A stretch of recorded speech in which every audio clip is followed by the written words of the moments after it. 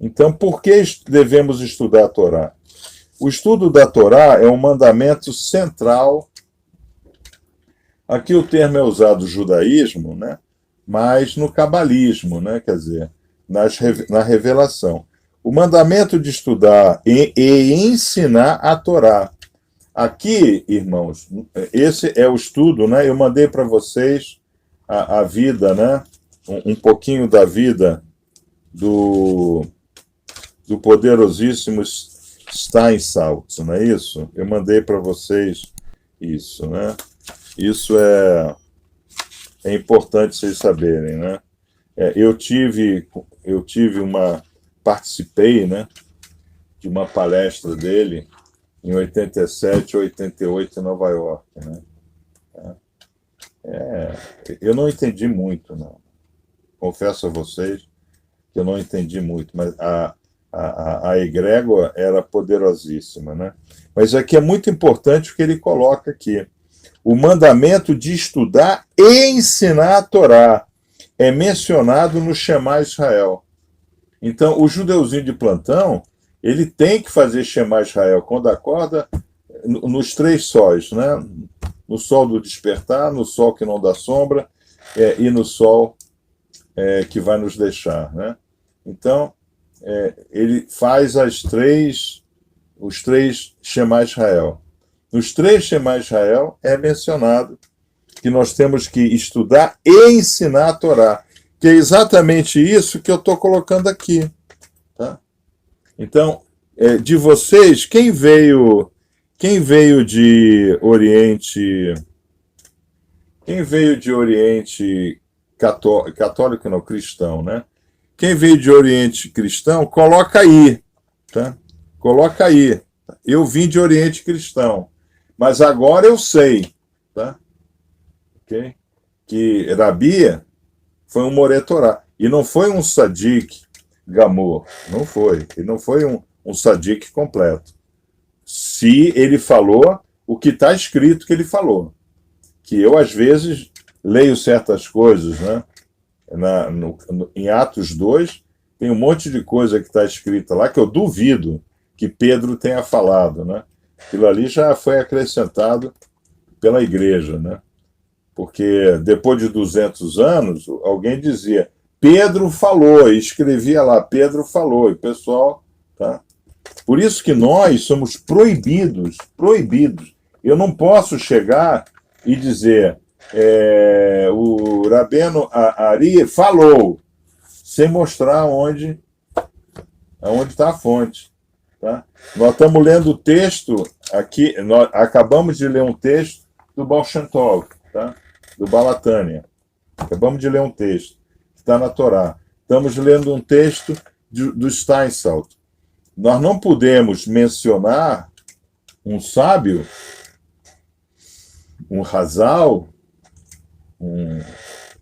os Mekubalim, sem mostrar o documento. A gente não pode. Tá? Quando eu digo nossos sábios dizem, eu mostro alguma coisa relativa a isso. Tá? Okay? Então, isso é muito importante de nós sabermos. Né?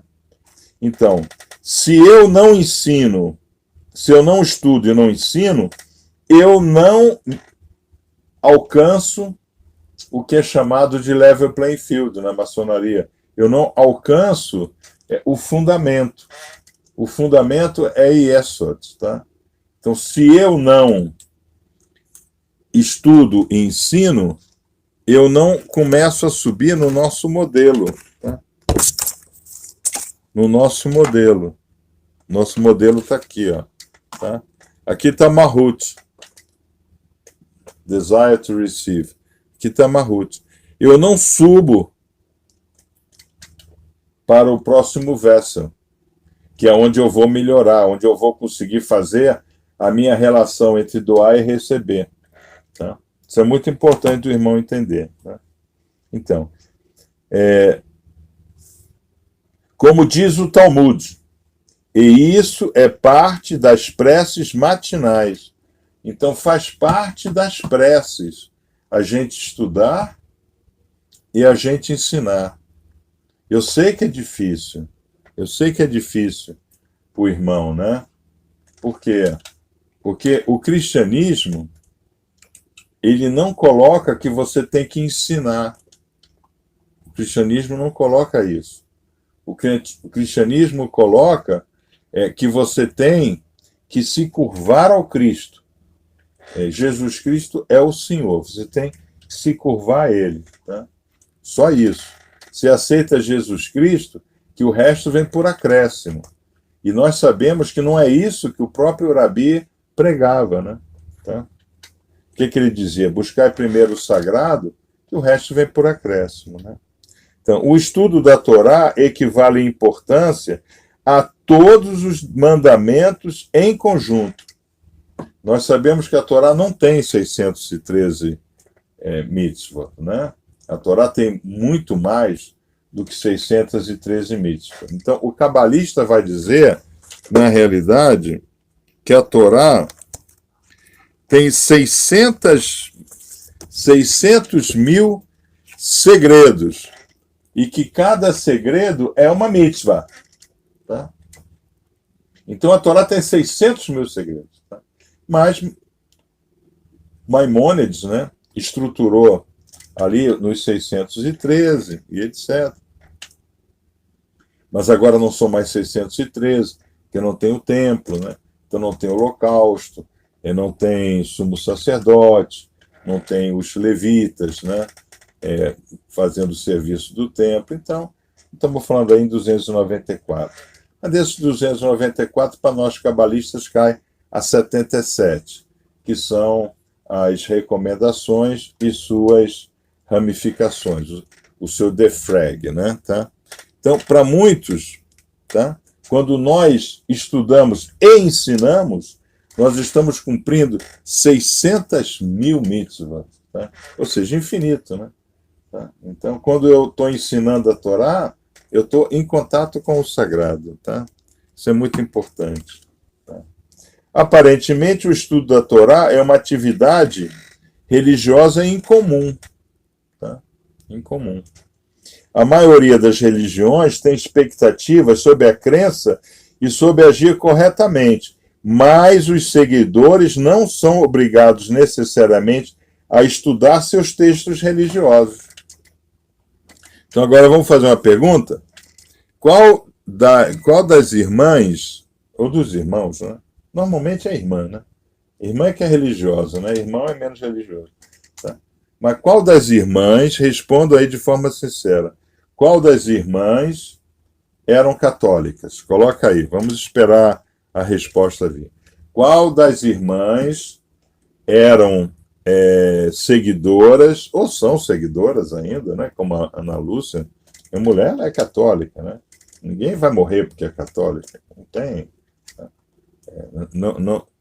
Gasta, eu sempre digo, né? É ficar parado no sinal com o motor ligado, né? Tá?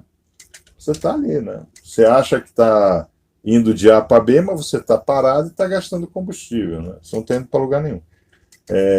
Qual das irmãs eram católicas? Eu quero saber. Qual das irmãs eram católicas? Vamos esperar. O que eu quero saber é qual das irmãs que eram católicas, né, que ficava de noite, no silêncio do seu quarto, estudando o catecismo. Tá? Aqui é o catecismo, né? Aqui é o catecismo. Eu dei aula de catecismo, tá? O meu é todo... Eu era, mas não praticante. Não, então não era. Eu sou católico não praticante. Então você não é. Tá? O católico é católico. Ele pratica, ele vai lá na igreja, ele fala com o padre, ele comunga, ele confessa. 2.865 parsukim, parágrafos. Tá? Isso aqui é uma obra... isso aqui chamava Dediquê, né? Lá na época dos apóstolos, né? Chamava Dediquê. Aqui está a história, né? Da Igreja de Roma, que é o Dessinger, né? Que é o Dessinger. Aqui a primeira anotação que nós temos é do ano do ano 160, que é a versão etíope. A versão etíope do Dediquer, né? Então, o catolicismo, esses 2.865 parágrafos, né, tem início aqui, no ano 160. Então, no ano 160, irmãos, nós ainda tínhamos vivos,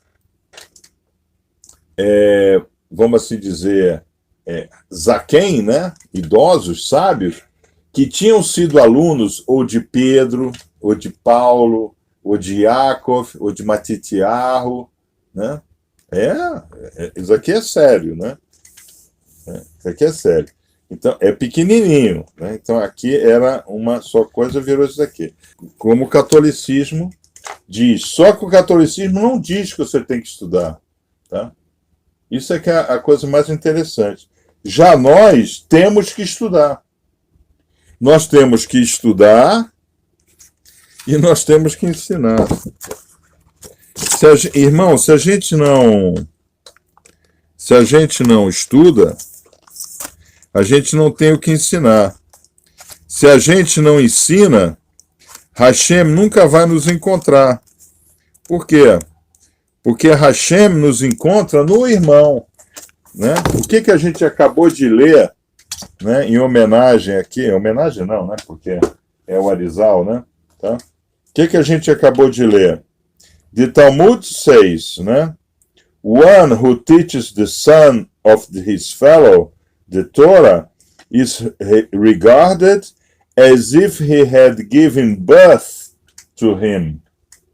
Quer dizer, aquele que ensina a Torá ao filho de um amigo é como se tivesse dado o nascimento ao filho do amigo. Então, por quê? Porque Hashem vai te visitar lá, no filho do amigo. Tá?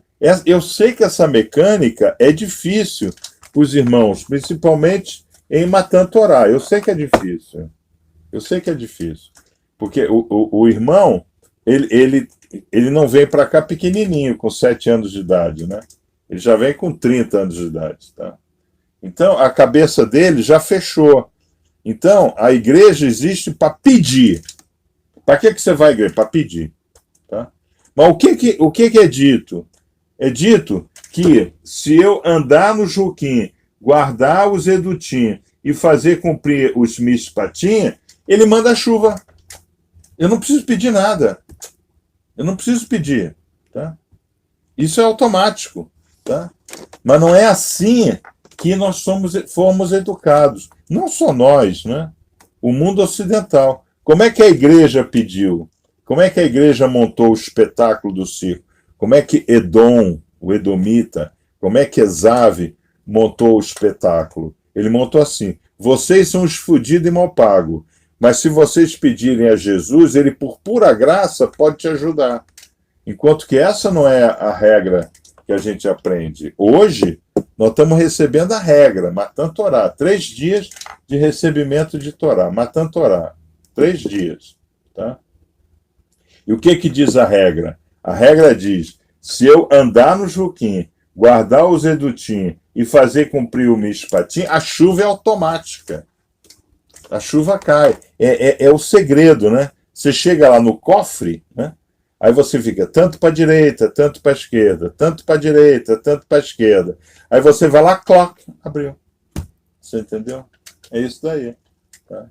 Agora, o que é o católico, o evangélico? Para na frente do cofre e fica, senhor, faz sair o dinheiro para mim. Senhor, não vai sair dinheiro lá dentro. Tá? Tá? Eu tenho que ter o esforço, né? Ali, né? Tá? Então, isso é importante a gente entender. Quando a gente estuda e depois ensina, nós estamos dando vida àquele que recebeu o ensinamento. Então, o que acontece? Hashem está nos visitando na vida. Tá? Na vida lá. Na vida lá. Isso é muito importante. Tá? O irmão, nós estamos em um portal. Nós estamos vivendo um portal que se chama Shavuot. Shavuot é um portal, né? Então, para viver Shavuot, nós temos que estudar e ensinar. Ensinar é mandatório. É mandatório. O irmão não pode receber a Torá nesses 3 dias e ficar passivo. Tá? Não pode, tá? Muito bem. Então, aqui, o Stansalt, né, o grande Rebbe Stansalt, ele nos diz que é o contrário, né? Algumas religiões até preferem que seus fiéis não se aprofundem em seus ensinamentos e textos religiosos, tá?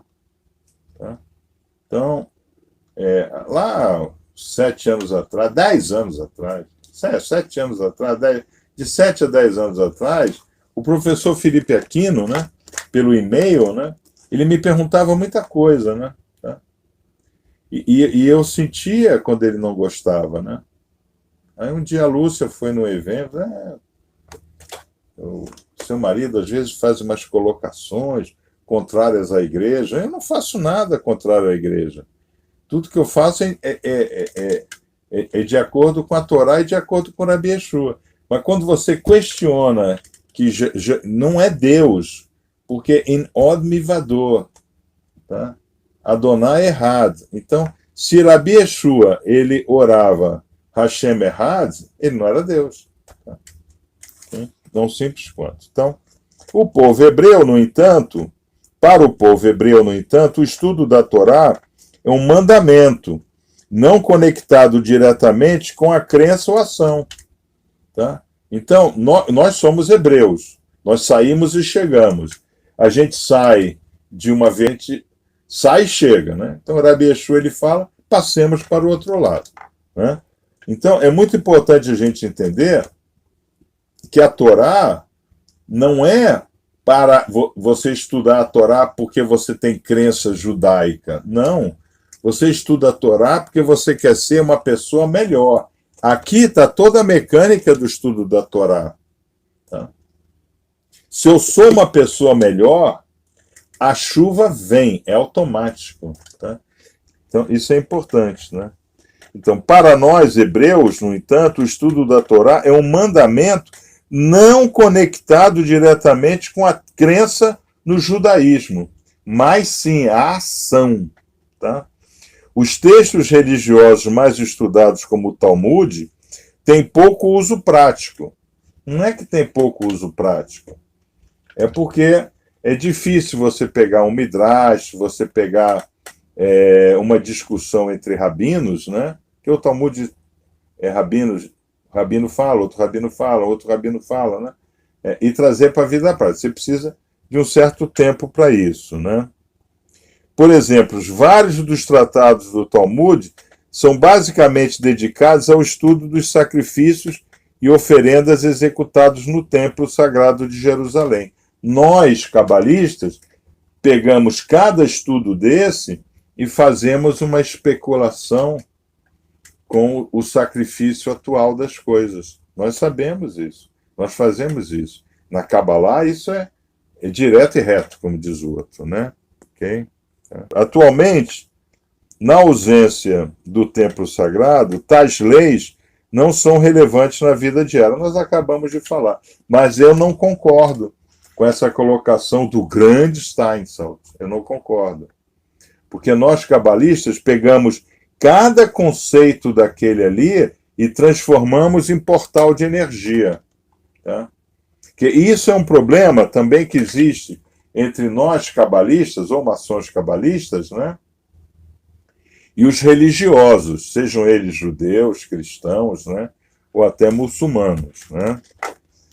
Para nós, a Torá não é a manifestação divina direta. A manifestação divina direta é a Torá Aleph. Tá? É aquela Torá que Moshe recebeu. A Torá que nós estudamos é a Torá de Moshe, que Moshe entendeu. Tá? Então, nós temos que tentar fazer um bypass. nós sabemos que aqui é energia e aqui é matéria. Então nós temos que tentar pegar o que está ocorrendo nesse mundo e entender o que está ocorrendo no mundo lá em cima. Tá? Então, por exemplo, quando teve o coronavírus, né, nós fizemos, os nossos vídeos tratam exatamente desse assunto. Aqui embaixo tem gente morrendo por falta de ar. Tá? Ok. O que é ar, uruar? Né? O que é urua? É a vida. Tá? Então, eu preciso do ar para a vida. Então, a vida está sendo nos tirada. Aí nós estudamos o Parad-Moves, né? Então, o que eu falei? Disse, irmãos, no mundo espiritual, a sentença é de trazer as experiências de quase morte. Como é que a gente experiencia a morte? Aí eu falei, né? O cego não pode ler a Torá, a mulher não pode engravidar. Aí eu falei assim, olha, é escrito que é a mulher, mas não é só a mulher, né? Porque tem homem que também não consegue fazer filho, né? Tá? Então, por que a nossa a coluna do aprendiz é Boaz? Né? Porque ele com 80 anos fez filho lá na Ruth, né? Então, o povo gritou com força, né? Boaz, Boaz. Né? Tá? Nós vimos isso daí, né? E nós vimos o pavor da morte, ter medo de morrer. Então vamos lá. Por que então dedicamos tempo precioso estudando o que ocorreu em tempos remotos e que já não se aplica hoje? É como os cristãos falam dos judeus. Tá? Okay? Como os cristãos falam dos judeus. Por que vocês ficam nessa Torá? Não tem mais valor. Depois de Rabi Yeshua, tudo mudou, tudo é novo. Né? Você aceitou Jesus, é uma nova criatura. Né? Por que estudamos certas leis e situações que o próprio Talmud afirma nunca terem ocorrido e que nunca irão ocorrer? No Harit Ramin. Né?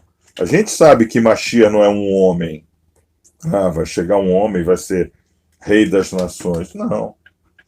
Nós sabemos que o homem vai mudar. E o homem mudou? Claro que mudou.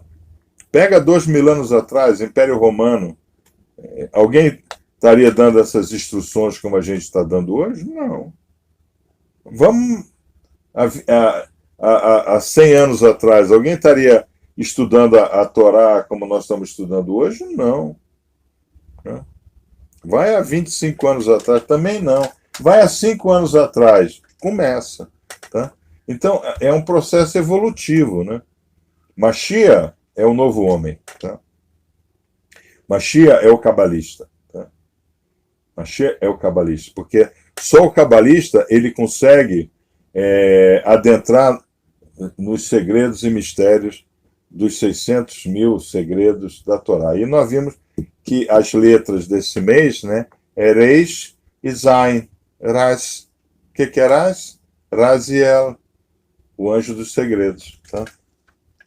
Tudo é ligado, né, irmãos? Então, à medida que o irmão vai evoluindo, ele vai vendo. Eu coloco as coisas assim em modelo, né? Mas tudo é ligado, né? Ontem nós foi possível, né, experienciar, né? O venerável Jones coloca aí, né? Que ele foi venerável. Ele lia um parsuk, aí eu dava uma instrução. Ele lia um parsuk, eu dava a instrução. Ainda bem que ninguém tocou pá, né? Aquele botão, né? Pá, né? O cara parar de falar, né? Eu acho que eu falei umas 4 horas ontem.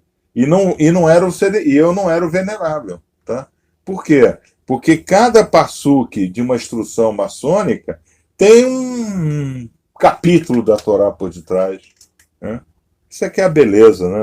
O nosso Oriente ele é bonito por isso. Dedicamos tempo e empenho a isso porque o que estudamos fazendo é buscar conhecimento por amor ao conhecimento de Hashem Errad, e não como algo a ser usado. Então, eu tenho que saber os Hukim, os Edutim e os Mishpatim. Eu tenho que saber. Preciso saber. Porque se eu sei, eu consigo agradar Hashem errado. Aí o que Hashem errado faz? Chuva. Manda chuva para mim. Tá? Molha a minha lavoura. Né? A ideia de estudar pelo amor ao estudo pode parecer peculiar a muitas pessoas, mas quando se estuda um tema qualquer da Torá, até mesmo que nos parece mais irrelevante, está-se, na verdade, entrando em comunhão com Hashem errado. Tá? Então, a gente pode estar estudando